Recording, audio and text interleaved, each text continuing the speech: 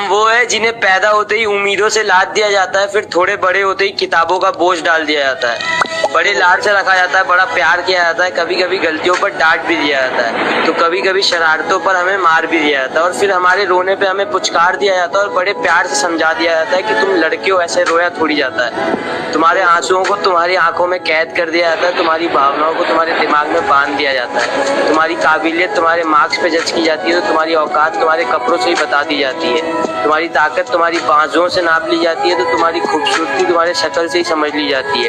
तुम्हारी नाकामयाबी पर तुम पर हंसा जाता है, तो तुम्हारी सफलता पर किस्मत का टैग लगा दिया जाता है, तुम्हारे प्यार को कितना इजीली चुतियापा कह दिया जाता है, तो तुम्हारी की गई चीजों को पागलपन समझ लिया जाता है, तुम्हारे दिल टूटने पर हाथ में मदिरा थमा दिया जाता है, तो तुम्हारे अधूरे प्यार को कटवा लिया का टैग दे दिया जाता है, तुम्हारे फीलिंग्स का गला घोट दिया जाता है, तुम्हारे इमोशंस को फांसी पर चढ़ा दिया जाता है, और बड़ी सरलता के साथ कह दिया जाता है कि तुम लड़के हो, ऐसे टूटा थोड़ी जाता है।